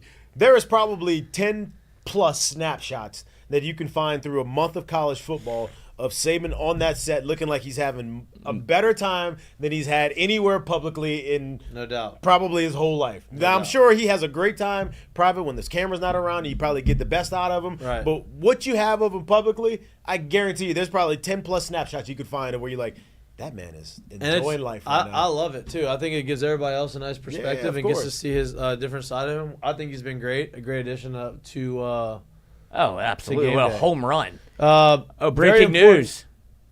Ooey Gooey out. What you mean? Who's Al? in now? Like, Uigui, like, sat on the bench or hurt?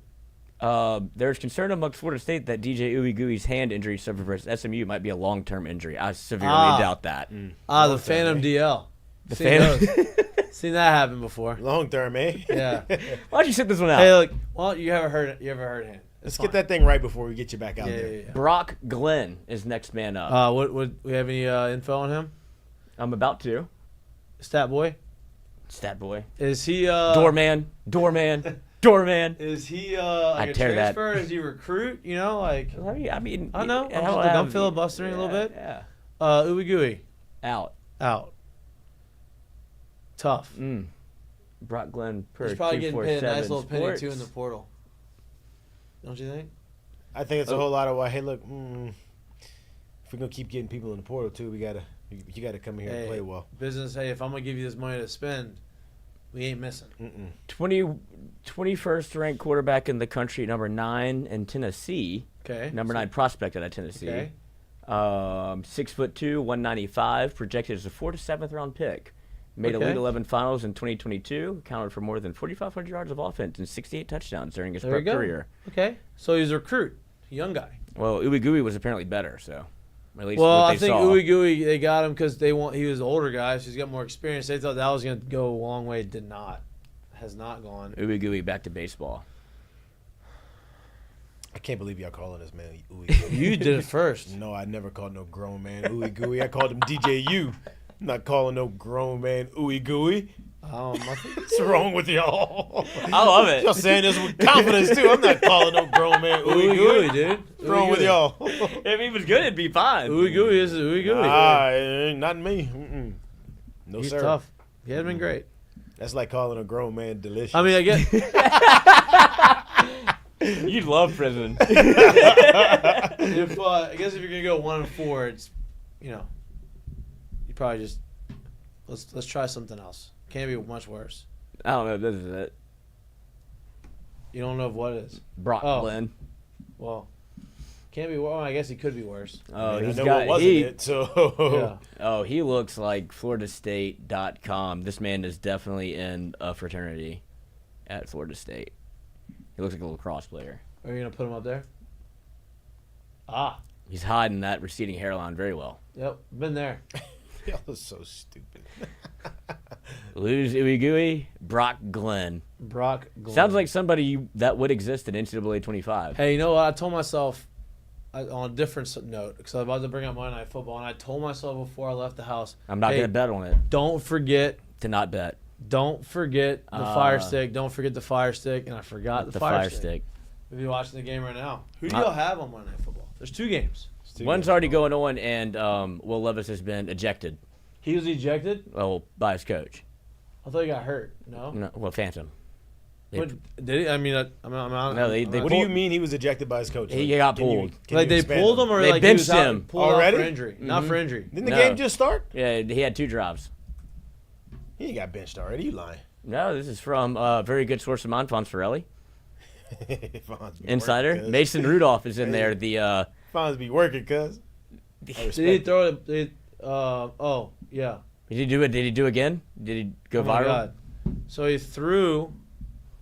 He threw an interception to a defensive lineman that dropped into coverage. That can happen. Marcus Spears was made famous for that. So is Will I mean, Levis. honestly, dude, if you look at the video of the interception, like that guy,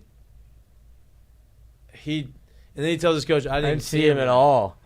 They always be playing tricks on It that. wasn't even tricky. No, he stood straight up and dropped. It wasn't even tricky. I didn't see him at That's all. tough. Yeah, that's part of why. And listen, after you That's see, when you know we got to come sit you over here, bro. after you see those 2 touchdowns that he, interception, 4 touchdowns that he gave up, and the coach wrote the reaction that he gave, like, What the fuck are you knew doing? that like It's coming. his time was coming at some point. Our dear friend Noah Tingle, who works on Colada, says, while he may not be a quarterback, there is a world where he is Taysom Hill. Because he is True. athlete. Yeah, he's a really good athlete. So- Yeah, I agree with that. I'm reading he hurt his shoulder on the play. Like he didn't get pulled because he was benched. I think he threw that ball just fine. Wow, that's a tough. Second game is gonna be better, right? That's why I do 2 games. Yeah. Sure. You got Seattle at Detroit. Seattle undefeated. Detroit minus 4.5. I like Detroit in this. I think Seattle's better than what people think, but I think Detroit's kind of. But Coming they're off- looking you like for. You like them about 4.5? Hey man, you know the NFL now. Come on now. That's what I mean. About all that, cuz. You like them straight up. You don't like them. No, I think it'll be a good game. I don't like them by 4.5. I think Seattle will cover. It's either going to be Seattle covers or Detroit runs away. Oh god. Oh, thanks. That's how the NFL goes. And It's either Seattle covers or you're saying they're not gonna have like a last minute. it's not going to be a We're good not gonna game. score a touchdown at the end of the Thanks. game to win to. Glad to know you actually Yeah. picked a side there. I got Detroit. It's either They're Seattle's wearing their gonna new win or uniforms. Detroit's gonna win. Yeah. Yeah. Might not cover, but they could. What's the over under? Let's see what the over-under is. I want to say 48.5. This one was 37, which is brutal. I mean, it looks like it's gonna 48.5, hit. huh? Apparently, it's a brutal game. Which one? The first one? Yeah, The Miami, Tennessee game? it is 6-0 Tennessee. Defensive struggle. Mm-hmm. Let's see what the box score looks like. This I is bet 43.5, but it's live. I You can bet get you it's Detroit gonna at minus be- 3.5 right now. If you can let me move the line, I will, and you can. I'll go to 2.5. Minus 152. Thank you. team 1 unit stats. play. What? A 1 unit play. Here you go. Team stats. You have 83 total yards for the Titans, and you got 36 total yards for the Dolphins. Well, the Dolphins are playing a guy they just signed off the street Right. quarterback a couple days ago, and probably one of the most intricate offenses that there is in the league. So that shows you to me, that shows you what they thought about the high end of what they were getting. But it also shows me that, like, hey, we had two guys who weren't getting it done. Bringing the other guy off the street, we're starting him because I feel like I'm going to address the elephant in the room. To me, I feel like you only do that if you're trying to save the season. Yeah. I mean, it looks like they're trying to prepare all they can to Draft a quarterback. salvage No, if I said you're trying to get him back, to salvage as much as you can until two is back. Yeah. That's what I feel like you're doing. If Tua doesn't come back, they're toast anyway. Yeah. Can Tua come back? But if he comes back, he wears the Guardian cap. Is that good or bad optics? Where like he's really concerned about his head. We don't know. I guess it could be bad, but we also don't know Like, which. Well, we don't know which Bubble ones it Boy. is because there's certain ones of those Guardian caps where you can. The helmet is basically the Guardian cap already. Maybe he's wearing that helmet. Maybe he's not. But people also don't understand like comfortability, how guys are when it comes to being comfortable with the right helmet and stuff like that. So I don't know. He's probably more comfortable conscious. I mean, I think everybody is. Yeah, well, sleep straight. But Deion never lied when he said, "Look good, feel good, play good." Either. Right. It's a big thing too. And Tua got new teeth, new tattoos, lost weight. Yeah. Yeah, I don't know. I mean, I felt bad. Hopefully he's able to come back and play. But if he doesn't, they're toast anyway. So On a real note, Those you go I draft think the some Guardian quarterback. cap would help him because it's his head. We don't hitting, know that though. But it's his head hitting the ground. No. My point A is lot. there's certain ones of those helmets where it's supposed to basically be a Guardian cap already. Let's go two. I feel like if Double that was down. the Double case, up. I feel like if that was the case, they would never say that this is good. You don't need a Guardian cap. Yeah. Like, Just double it doesn't down. help those ones that are Guardian cap. Braves already, Braves if you made the will. postseason. They won. So, All of that for nothing. yep, they're in. Which Mets team? Braves in. They'll These play teams each other won. at That's some two good point. markets right there. Yep. That first And game the was Phillies are in. The Great. first game was electric though. That was crazy baseball. You don't see that much No. today. Yeah, Game one of the double. that was wild. Lindor. Look, you can't even Went notice. from You can't being a even, star to can't very even underrated. you can't even notice the Guardian cap. Looks like backyard football. Big head mode. NFL Street. That's wild. That does, doesn't it? Make it again. That's wild. Why is this helmet not shiny like the rest? It's the mat. Looks Looks ridiculous. They do look pretty goofy. I ain't gonna lie. Pete Rose Hall of Fame, yes or no? Yes, should be. I mean, I feel like he would have been already. I'm just not. I mean, yeah, but maybe they don't do it like right away. You know, like because then you're just admitting you should have done it already. Maybe they'll wait years down the line. If you're Barry Bonds, would you fake your own death if Pete Rose gets in? Dude, Barry Bonds not being in is probably the biggest travesty. That's the most baseball thing ever. Like He's really the greatest player of all time, good. Easily. statistically. And you're not going to put him Let's in. keep that man that was at the top of the game. In a game where everybody was already doing it out of it. Let's keep him out. And he was probably a Hall of Famer before. Yeah. He was on Hall of Fame pace before He he did- ever started with the steroids. So Allegedly. He has two different Hall of Fame careers. Yeah. Yeah. And the second half has 7 MVPs. The first half doesn't even have an MVP. 40-40 club. It's crazy.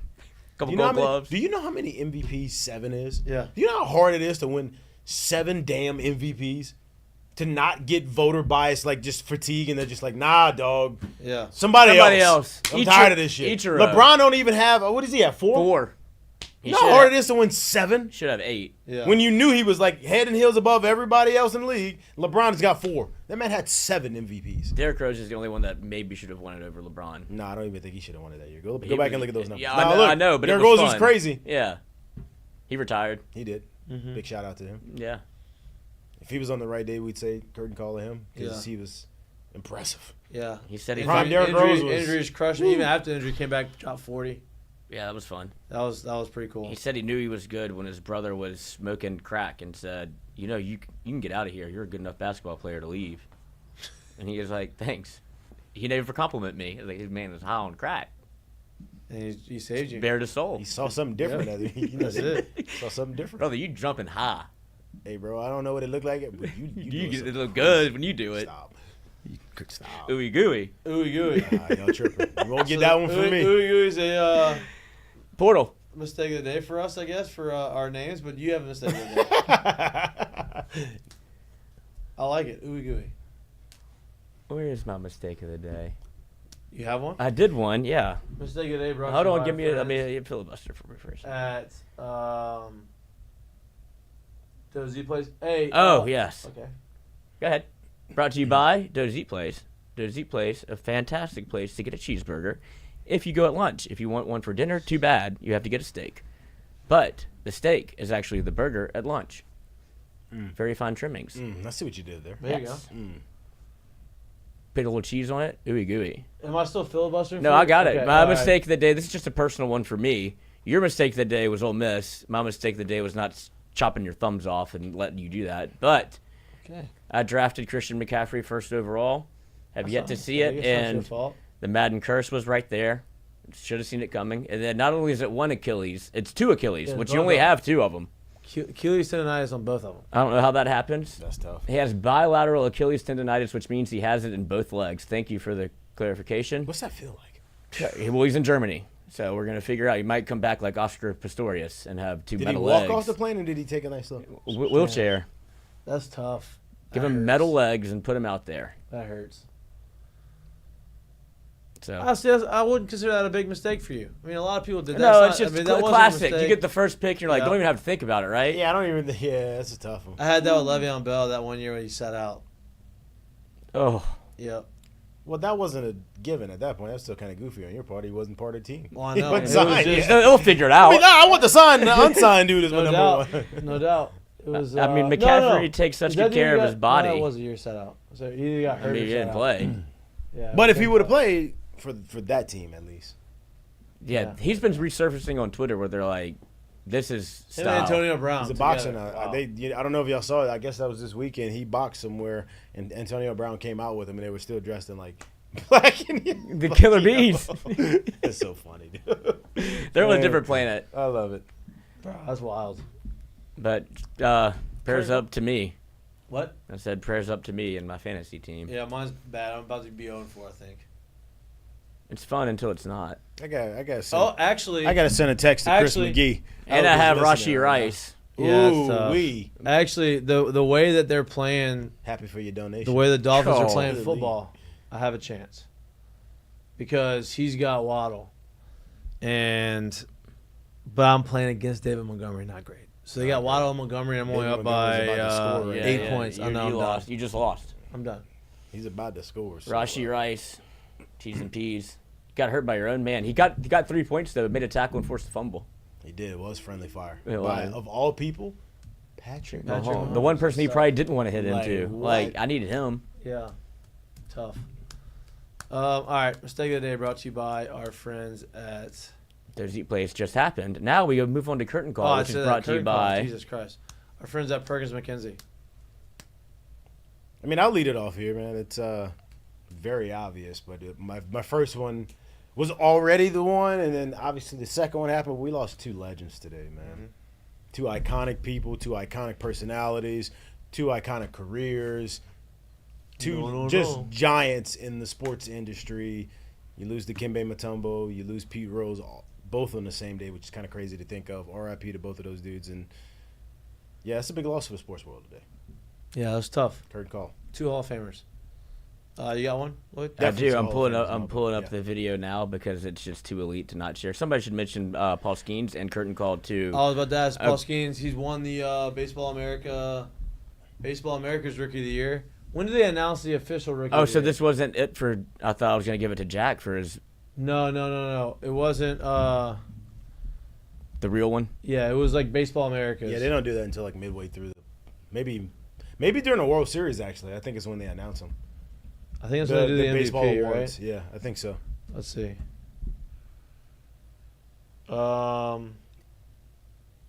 Nominees are announced. My Curtain Call is to a sweaty John Gruden who is fired up about Jaden Daniels. I've been watching Jaden Daniels on film, That's it. I just sit here watching Jaden Daniels, and I start sweating. My heart starts beating. Watching him run around, this guy's freaking awesome. You know why I'm so sweaty? Yeah. I've been watching Jaden Daniels on film. That's so crazy. That's it. I just sit here watching Jaden Daniels, and I start sweating. My heart starts beating. Watching him run around, this guy's freaking awesome. The lunatic, dude. Oh man! I love that all of a sudden he starts surfacing back up. Well, he wants a college job. I know. Did y'all? But by the way, did y'all catch Bill Belichick saying that he somehow accidentally clicked into a chat on InstaFace? Mm-hmm. He couldn't get out of it. Get out of it. He was on Omegle. Oh, dude. It's He got wild. a young girlfriend. What a time, huh? What a time to be alive. I'm trying to figure out Friday, October 11th. Great day. The day 2 days after, the best day. Yeah. All right. My current call is to the UNLV football team. They're in the news and for a lot of the wrong reasons. Starting quarterback on a 3-0 team. One of the front runners to try to be the group of 4 or group of 5, the highest ranked group of 5 team in the postseason. Are 4-0 for the first time. This is after their starting quarterback left because he did not get paid his $100,000. He was replaced by the backup quarterback who looks like he's better. And they ended up winning, I think, 59-14 or something outrageous. And Malik Williams. Malik Williams. I don't think you can play the clip, huh? No, that's straight game Very film. in trouble. Yeah. If he did that. So, but obviously had a monster game. Lot of distractions. They figured out, and they end up moving on, winning, go 4-0. I thought that was pretty cool. Rally moment. Every reason for them to lose, and they didn't. So, shout out to those guys. It's pretty cool. And I think they're probably going to get more NIL money because of it. They right? tried I would to. hope so. They're gonna get a lot more probably money into this program or into their collective because of all that. The casino in Las Vegas tried to raise the money that was, disputed, and then UNLV said no. Yeah, probably smart by UNLV. We don't like the kid. It's probably smart not to take casino money. Yeah, well, got to like, clean it. That's a That could be big a gray slippery area. slope. Yeah, that's a big gray area right there. Probably smart not to take that one. Also gives a good good representation of UNLV on both ways. Hey, no, don't give it to that guy. He left. We're not giving him what he wants to being a baby. But also no, because it's probably smarter for us not to take your money. Your money's dirty money. Yeah, I mean, we had to play him because we were paying him. Let me ask y'all a question. Do y'all really think he's being a baby in the sense that he's doing this? No. It depends on what. I need the truth. Tell the truth. I don't think that he's being a baby. I'm just saying that was just the way that. Because I see the situation a lot like I see, I don't know, Hassan Reddick right now, where they told him they would negotiate a new contract and they haven't done it. So I feel like nobody in that Jets locker room is like. Well, I think that if what he's saying is truth, then I think he's fine. I think what they're saying is the truth, I think he's being a baby. Here's my thing. Because if it did come from a coach, like if the conversation at all came from a coach, I think the egg's on UNLV's Well, face. no, I'm Yeah, talking for about sure. the issue.